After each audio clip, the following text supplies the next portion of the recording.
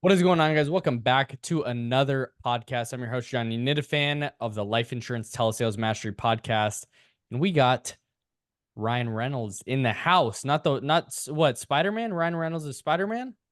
Spider-Man, Deadpool, man. Deadpool, yeah, yeah. Deadpool. When I Yeah. snowboard, we have walkie-talkies up there because there's like a 20 crew, and we all have different names like Sesh, Papa Bear, but my call name is Deadpool. Let's Deadpool. go. Deadpool. There we go. Yeah, I had something confused there because the Spider-Man guy is I don't know his name. It's a little white dude, so it's definitely different. But dude, thanks for coming on here, man. Now that we're neighbors, which is hilarious again, since I got back here. But dude, so you're I wanted to bring you on again because a lot of people really took a lot of value from like what we talked about last time. And so I wanted to go deeper a little bit onto what we talked about last time. So you've been around a lot of top producers. You've seen, I mean, if you guys haven't already subscribed to his channel, we'll leave it down below in the comments. And so go check that out, dude. You've interviewed a lot of different people, um, huge names in the industry, right? What are some things like key things that you've seen top producers, people produce at a high level, people, agency owners, like what are the characteristics that they have that other agents wanting to be like these huge names in the industry could take away? Yeah, I mean, the hardest thing about this job and the reason why 90% of people fail is self-discipline. That's it. Yeah. And that's what they have. I know it sounds like duh, Ryan, but really are you tracking, how many dials you're making per day? And are you reaching those goals? And if you're not reaching those goals, like really work your butt off dialing for an hour. And now you have a baseline. And now you know how much you should be dialing for 8 hours. And if you're not reaching that goal, then you're not working, and that's why you're failing. So they're just very structured. If their goal is 200 dials or 500 dials or 1,000 dials a day, depending on the lead type, right? Then they're hitting those goals consistently, Monday through Saturday. They're also coming in the gate and they're swinging. They're not sitting there Yeah. half in, half out. Right when they start, they do suck. Everyone sucks. You're Yeah. not special if you've been at this for a month and you suck. Welcome to the club. Yeah. Everyone else suck too. But Yeah. they also, I think the real key thing too that I see that's really huge, is that this is a mental game. Physically, this isn't hard, right? Yeah. Picking up the phone, pressing buttons, and then moving your mouth. That's not hard. It's not like you're out there with a jackhammer, doing Yeah. construction all day, True. coming back dirty, looking like a raccoon. You take your sunglasses off, right? Covered in dirt. You're sitting in air conditioning, you're pressing Yeah. buttons on a phone, and you're calling people. The hard part is because it's so easy, it's hard to just stick to it because you're like, you can keep procrastinating.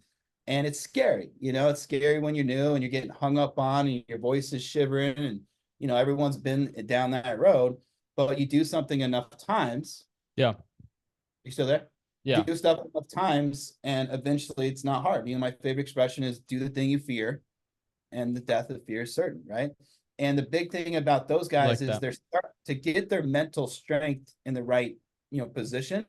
They're doing things in the morning. They have a really good morning routine to put them in that position where their mindset is good and positive, right? And so that's either, watching a podcast like this before we start dialing to kind of get you pumped up and go, well, if those guys can do it, I can do it.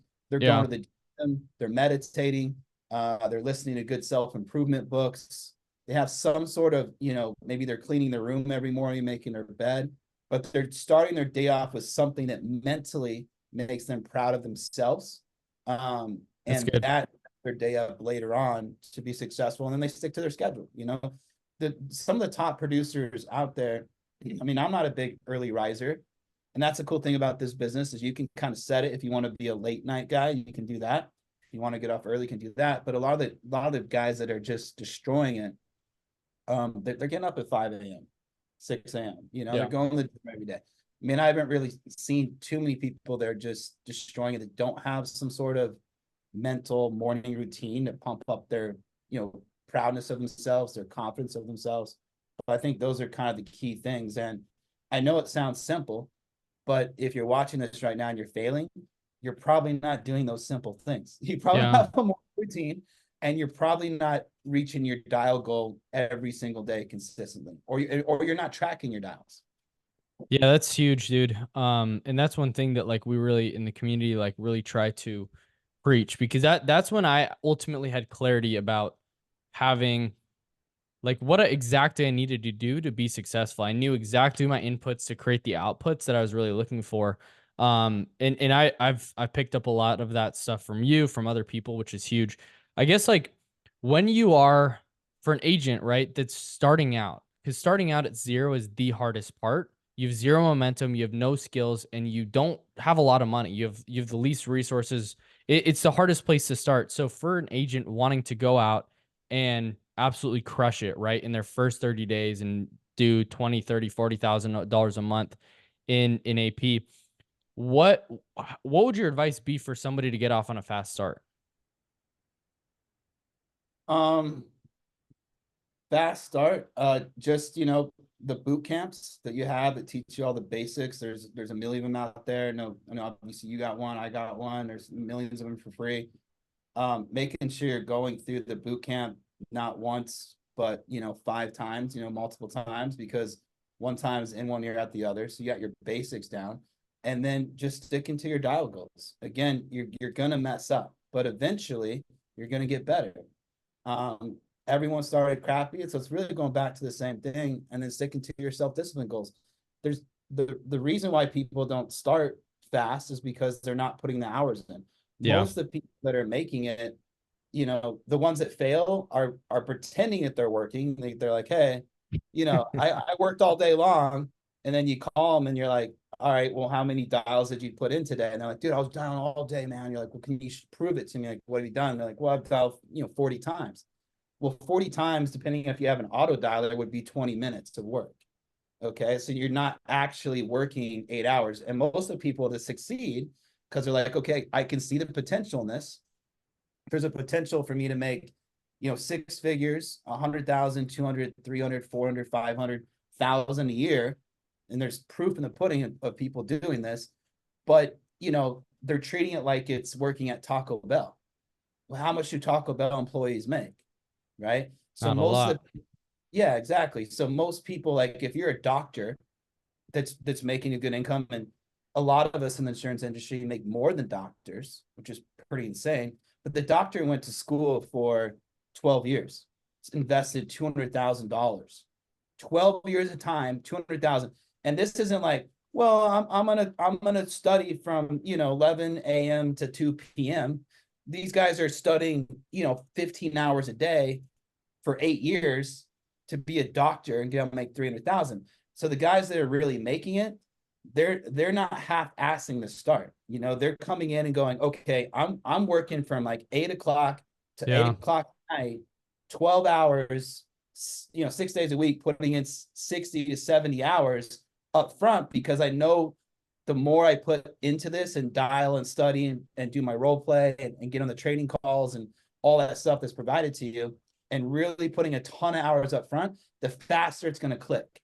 And you don't have to be good at sales or have a natural talent. Sales can be learned. You're not born with it. Okay. I was the worst sales guy on the planet when I started, the most nervous guy ever on the phone. I don't think any role play I've ever done with anybody wasn't as bad as me. Okay. Yeah. I mean, I didn't have like a script or a mentor or whatever. And I started 50% commission, which a lot of you guys are starting higher, unless you're like at free leads or something like that. But I'd pay for my leads, 50% commission, no script, just listen to people and figure it out. But the thing that kept me going was, if this guy can do it, then I don't have an excuse. That's Yep. already proof. That is proof right there that this is possible. And a lot of people have these egos, right? These huge Yeah, egos. 100%. They start blaming, it's the lead, it's my mentor, right? It's all his fault. No, it's your fault. This is your business. You have to be humble the fact of, if I'm failing, there's something that I need to change about myself. And typically the number one thing is you're just not working enough. The number one thing in It's this huge. business, Yeah. dialing or texting. That's it. How many are you tracking exactly how many dials you're putting in? Because eventually you're going to get better. I didn't have anyone listening to my calls doing role play. You just naturally get better at messing up. You're like, okay, that didn't go well. What can I change? That's good. You know, how can I get better? This person said this rebuttal. How would I have responded to that? Right? You're naturally just going to learn by putting more work in. Period. Yeah. I think that's you hit on a huge point there, because a lot of agents, if you're not seeing the success you want, you got to track, you got to look at your activity, because the feelings and emotions are so deceptive. You can feel like you're working a lot, but you're not. I mean, dude, it's like you've made 20 dials today. Like, what are you doing? It's 4 p.m. Like, what have you been doing all day? You said you've been working, but like 20 dials, like seriously? And so I think really tracking your, like, judging your activity. And I think one thing about, like, that I learned from John Wetmore, and he said this really interesting thing that I really liked, is that he was saying, judge your activity as hard as you're judging your results. Because if you judge your activity that hard, you're just going to get better over time. Do more and get better later. And that's what happens once you have the execution, the activity. You can have mentors in your life, but Tiger Woods is not just thinking and hypothesizing about being successful. Like, dude did probably thousands of swings a day. Steph Curry doesn't go out in the game and just think about how he's going to do it. And meditating is great, right? But Steph Curry's not just thinking about how he's going to make shots. Like, he's going out and making triple or quadruple the amount of shots that he is in practice than he is in a game. And so I think for you guys, if you really want to be successful, tracking your numbers and really taking full accountability of your activity, but then also your results, saying if it's meant to be, it's up to me. I think at the end of the day, that's really what it comes down to, is having that mindset. And I think, like, both of us have been able to be top producers in the agencies that we've been a part of, because it's like, dude, we can have great leads or we cannot have good leads. We're still going to produce. We could have good comp or bad comp. It really doesn't matter, because we're going to separate ourselves because we take accountability. Well, there really is no difference in leads, guys. I mean, at the end of the day, a cheaper lead, it actually has a better ROI. What you're trading for the ROI is it requires more dial time. Yeah. But there's golden nuggets in a $4 lead. So if Yes. you buy it more expensively, your ROI is actually less, but you're gaining back time. You're not having to dial much. But they're both the same. And at the end of the day, you know, if someone has an 80% close ratio, right, or is closing, say, even 60%, and your ratio is 20%, you need to be humble to the fact. And one of the biggest things as a business owner is to learn to blame yourself and no one else. And that's the hardest thing to do. You're like, you want to blame the leads, right? You want to blame your mentor. You want to blame this. It's not my fault, right? Because we all have these ego defenses like, oh, no, I'm perfect. I'm great. I can't take it. No, as a business owner, the number one thing you got to do is go, this is me. Because if this can do it, it's me. And so, you know, you have to kind of find your own stride and your own personality and your own voice. And so I recommend 100%, you know, that if you need to use a script and stick to it like a robot, your sales are going to be 20%. So if you haven't spent, you know, 80 hours, if it takes you 80 hours to be able to say that script, or at least the talking points, and I'd recommend talking points so you can be yourself. If you're trying to talk based on a memory of a line that someone else wrote that's not you, you're not going to come off genuine. People are not going to trust you. Yeah. And one thing I do want to bring up too, because, you know, when I came over to Family First Life, they didn't have telesales, and I kind of was like, hey, I want this challenge to figure out how to do this. The telesales thing, if you're brand new, if you have the ability to get some local leads, the ROI is double. It just is. There's something about sitting across someone face to face.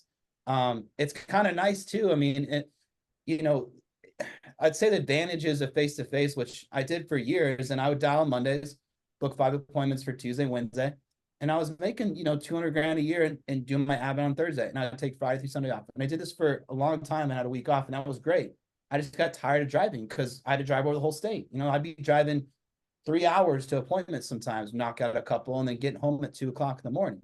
So you have to remember it's a trade-off. If you're brand new, the advantage of driving is when they do show up, your close ratio, if you're a complete idiot, is high because you're in their house. You talk to them about their dog, and they just like you in general, and they trust you because you came to the house.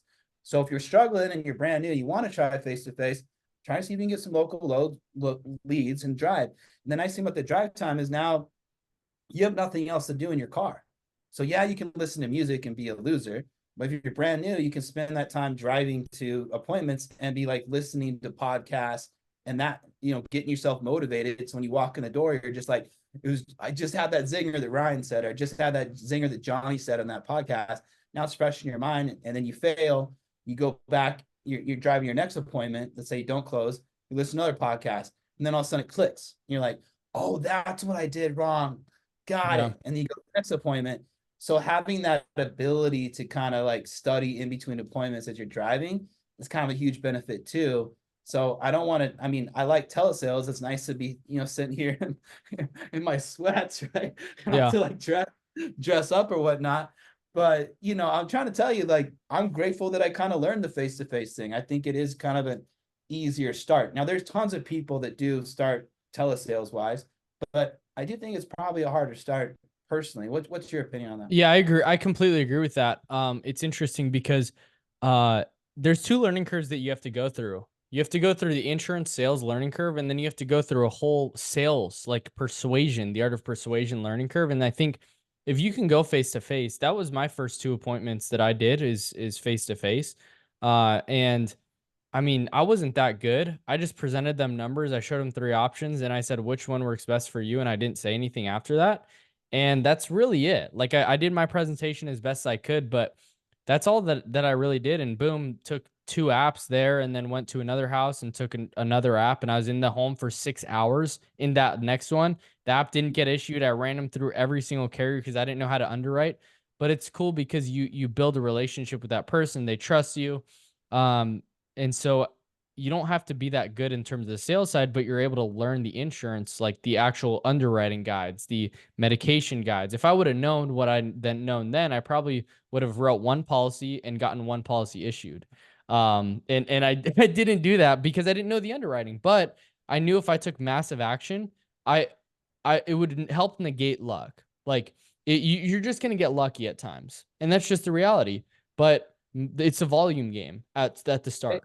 Exactly. It's like, people really mess this up is like, if you're brand new, you can make the same amount of money as someone that's a pro by putting in more dials. So like example, well, if you track, I mean, if you're not tracking this stuff, like and you're new, then that's why you're losing. Number one, you have to track your actions, right? So now you have statistics on your side, right? It's like, all right, well, I did 200 dials and I sold one policy. Okay, well, now you got to do 1,000 dials to sell five. And yeah, you do need to work 60 hours a week to learn a craft, a business that can make you six figures. And a lot of people are starting in this industry. I don't recommend part-time. I think that's just stupid. Unless you already got some major sales, confidence through the roof and you got some major sales background experience. I don't think you can go into this, I haven't seen too many part-timers make it, to be honest with you, because Yeah. you got to grind. You got to put those 60 hours in. You got to have that extra day or 2 days to put those extra dials in or go to those extra appointments because you're learning as you're going, right? And you got to make up the difference of not being a good closer yet because you're new, but you can make up that difference with more action or more appointments or more dialing. And, I think that's the key to success right there. Yeah. And I think like one thing I was just thinking about as you were talking about that is that I think as I've looked over the successful people as I think about them and also like our successes, I think we got to the point where we're like, dude, I don't care how long it takes. I'm not quitting. And I think there has to be a healthy stubbornness to be like, dude, I don't care how long this takes. I'm gonna stay in here. It's like the cockroach that doesn't die. It's like I got 9 lives. It's like, dude, I don't care. Whatever happens. Like there's been things in the industry that's happened. It's like a lot of the times that would have wiped people out of the industry. But it's like I'm giving myself no other option to succeed. And the only way that you lose and you fail is if you quit. I have a different opinion. I would say if you haven't figured it out for after 3 months, you just quit. You come back when you're ready to figure this out because you do not have Yeah. the work ethic or you're a huge excuse maker. Yeah. You're blaming the world for your problems and you haven't learned how to take the self blame as a business owner for yourself. you should be able to figure this out in 3 months. And if you haven't, stop wasting your money. Go read some self-improvement books. Go get beat up or something and let your ego out of yourself, because you're not putting in the work, dude. You're not. Yeah. I'm sorry to tell you, but you need to take a break and figure out how to be humble to your mistakes, because it is your fault. No, it's not your Yeah. upline. 100%. It's not the leads, buddy. It's you. And you didn't take in the time to figure out what you were saying different, what you need to change, what you need to adjust. And sometimes I mean, it might be the script, sometimes you got to adjust it. There's so many different ways to sell this stuff. There's so many different ways. And you got to find your own voice in that. But I mean, the major key to this thing, if you want to like throw out all scripts all together, obviously we have all these little, these little big points, but I'll give you the basics of this stuff. It's really not that difficult. If you want to make this simple as possible and really throw all your scripts away, when you're trying to book an appointment, that's pretty basic, right? Do you book appointments, or you want to go over booking appointments, or one call No, appointments? we could definitely do it though, because All right, there are so people that are booking appointments. these are the keys, dude. If you want to have the key to booking an appointment and a sale, and if you want to remember just this and try to think about it and practice saying this stuff out loud, or role play with a friend, or get in one of the role play classes with people, call fellow agent, whatever, dude. Just practice these things. But there's only, for booking appointments, it's this simple. It's really easy. What time do you want, right? But the key to booking appointments is locking it down. And locking it down, you need the 5-point lock. I call it the 5-point lock. This is all you gotta remember for booking appointments. If you don't do the lock, you have no shows. Now, I'll even give you an example. I've been doing this for 15 years. Last Friday, I got some new leads and I'm calling them up. And everyone's super nice and it's going well. And I was like, dude, they don't remember what this lead, they remember everything. I didn't do the 5-point lock. Just I was like kind of getting cocky because I haven't dialed for a while, because I had a dialer and she was out of town. I was like, oh, I'm gonna dial. So I didn't do the 5-point lock. Booked 8 appointments. Thought all of them were like super nice, and he was talking about they're just busy. I'm like, hey, it's just tomorrow, they'll remember. I'll send them a text in the morning, remind all this stuff. All 8, 2 of them rescheduled, 6 of them no showed me. So I had 0 because I didn't do the 5-point lock. So, screw, screw whatever you want to say in the beginning. Like, it's like you're reminding what you're calling about, whatever. Hey, I'm calling you about this. That should be common sense. Like, you really need to be telling people like, oh, I don't know what to say. Like, well, they filled out a freaking lead. Tell them you're calling about the lead, Don't call it a lead, but maybe a request, right? And get back to the request. The 5-point lock is, are you married? That's it. Are you married? Okay, well, your spouse needs to be there. Can't she be there, right? Married, right? Write it down. Write it down and read it back, right? Write it down, read it back. Now, at 3, make a big deal about some sort of security code or confirmation code, whatever you want to do there. The reason why it helps is they think like if they don't have it, they're not going to be able to do the appointment. So you want to tell them, hey, without that, I can't do the appointment. Is there anywhere you can put that? We won't lose it. This gives importance to the appointment, right? And then just generally ask them a very basic question. How do you remember your appointments? Oh, I do this, I do this, I do this. Okay, can you do that for me? Great. 5-point lockdown. That's it. Appointments. The rest of all this stuff up here, who cares? That's pretty basic. Hey, I'm calling about the final expense. Hey, I'm calling about the more inspection. Hey, trying to get you on the schedule. Blah, blah, blah. These are the times. That's all pretty basic stuff. Okay, so 5-point lock. The presentation, guys, and I sometimes get lazy. I've been doing this for a long time, so I get bored. I'm just like, oh, skip over stuff, and then I'll get sales. And sometimes I forget this one because I get too logical. I'm a logical guy. And that's why my brain works, right? That's how I'm gonna break down all this logic to you guys right now. Yeah. But the main point that sometimes I skip over and don't spend enough time on is is the need. That's all it is need. You got to just ask a lot of questions, engage your clients. I mean, sometimes I only spend like a minute on it, and guess what? I lose the sale. So try to track yourself. Am I spending 5 minutes, at least 5 minutes on need? And what's need? Like, hey, what was your concern when you filled this out?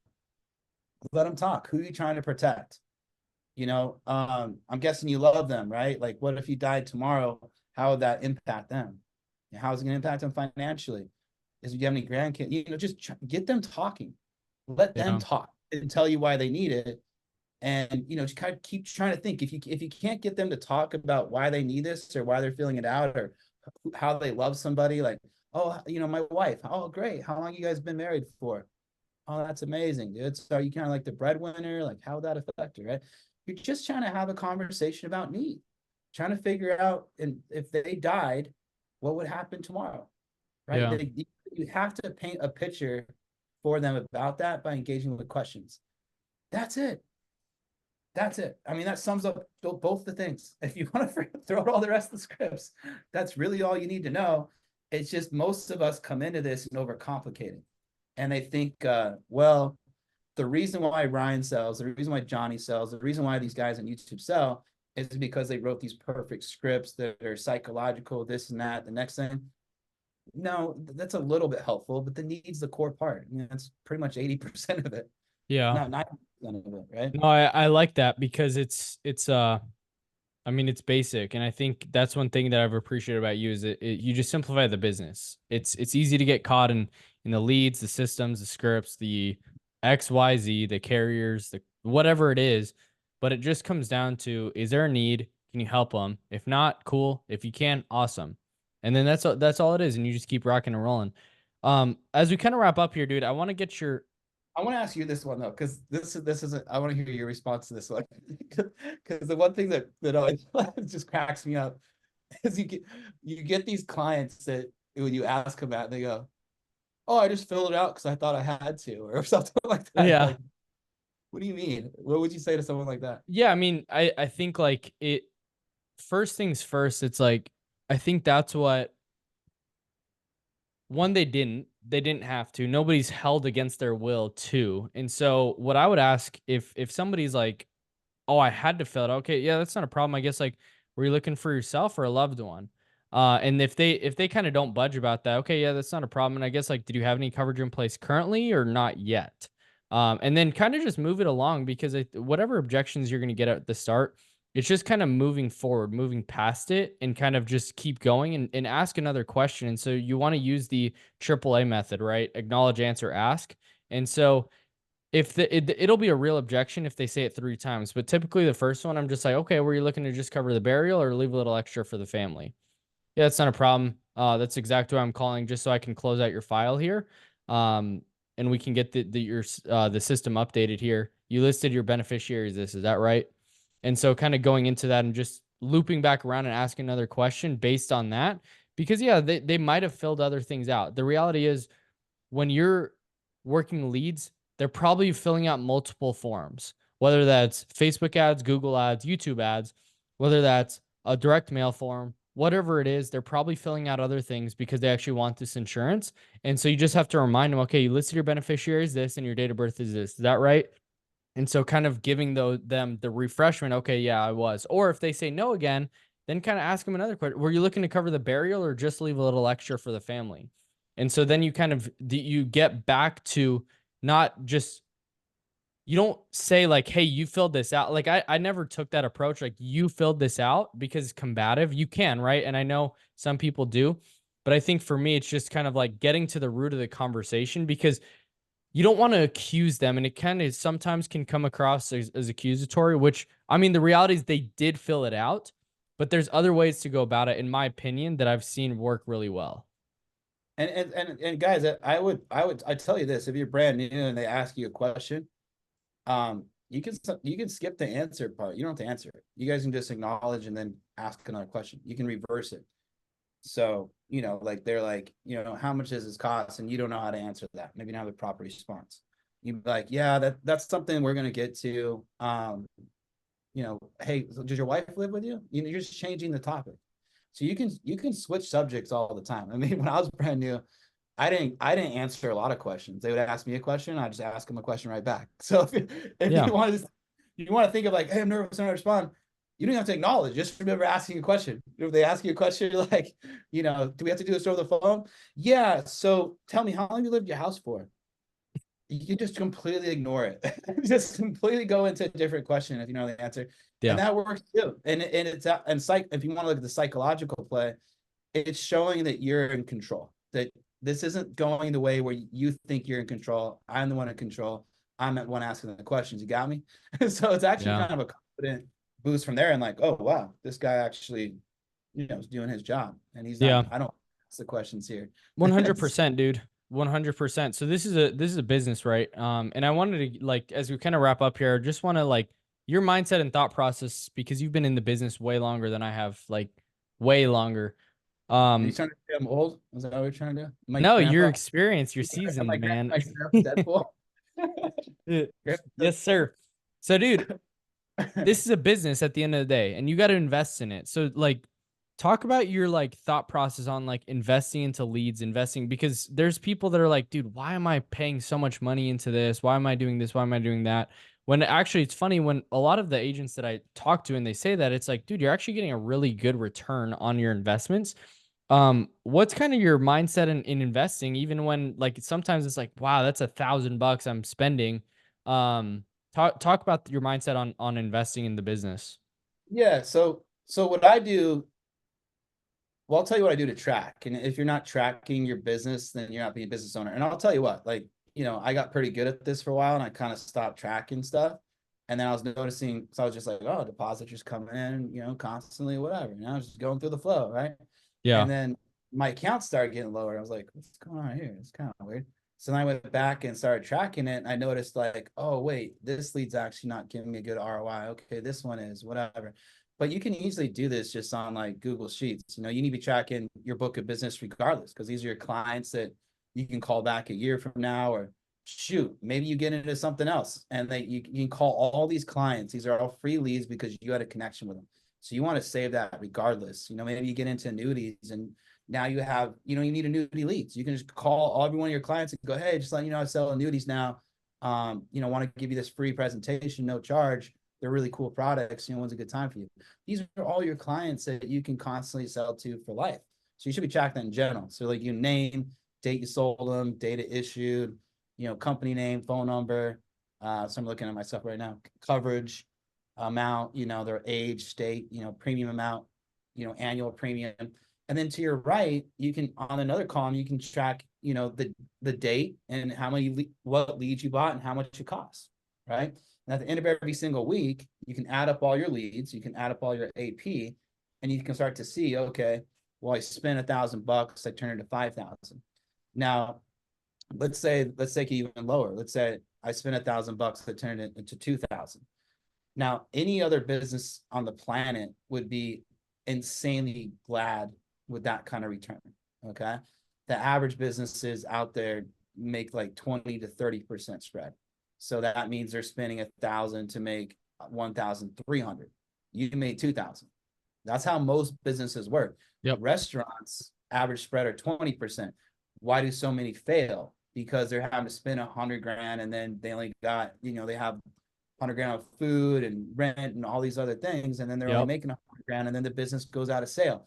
And that's them starting a business with, 500,000 to $1 million, and they still go out of business and lose all that. So for you guys that are scared to invest, 7 grand, 2 grand, 10 grand on a business, this isn't a job. Okay, it's a business, to turn around and hopefully make 100 to 200,000. You got to think about this like, college or a true business owner. What happens is most people come into this and they think of it like a job, and they're like, well, all I got to do is do what Johnny tells me to do, what Ryan tells me to do, and then as long as I do that, no, you're a business owner. We're here to guide you, but then the day, this is your business, and you need to stop thinking like an employee. You're not an employee. If Ryan doesn't tell me to work today, then I don't have to. No, you're not an employee. You're a business owner. Yep. So whether you want to go to college, whether you want to invest in the stock market, whether you want to buy real estate, whether you want to start a business, it takes money to make money. This is called capitalism. So you're either at the top where you invest and get an ROI, return on your investment. That's where all the big money's at. Or you get hired by the guys that are doing that. That's called an employee working at Walmart or Taco Bell, right? But you have to take the risk and invest to get to the big bucks. So if you're watching, you're trying to get insurance, that's why you're here. So if you're scared to spend, 500, $500 to 1,000 a week, quit. Like, you were not a business owner. You're an employee. Go back and work for the man, or call me up. I'll see if I got a position for you as an assistant. I'll pay you the $20 an hour, $10 an hour, Yeah. whatever it is, because you ain't ready to be a business owner yet, son, or daughter, whatever it is. That's watching this thing. Yeah, it's true. It's 100% true. If you're not willing to invest in yourself and your business, like I've found that the faster I invest into myself and pay somebody to solve a problem, the faster that I make money back. And that's just the reality. So if you guys are watching this and you haven't invested in yourself, like I highly recommend it, because it is yourself is the best investment. And like the money that I've made over the past 2 years is way better than any stock, even Bitcoin, even Dogecoin. All those, I could have invested all my money into there, but I've made more money doing this. And I think from the amount that I've invested, I think for you guys watching this, I highly recommend going out, taking massive action, track your business like an actual business, run it like an actual business. So you can go to whatever capacity you want, right? Whatever scale that you want. So appreciate you coming on here, man. Where can people find you, reach out to you, and learn more about you, dude? Always a pleasure. Just Ryan Reynolds Rush. That's it on YouTube. Ryan Reynolds Rush Effect. Ryan Reynolds Rush Effect. That's what I called it. Rusheffect.com, whatever works. But Johnny's a good guy too, man. A lot of education. He's helped a lot of agents out. So it's a pleasure always talking with someone with the knowledge that you have as well.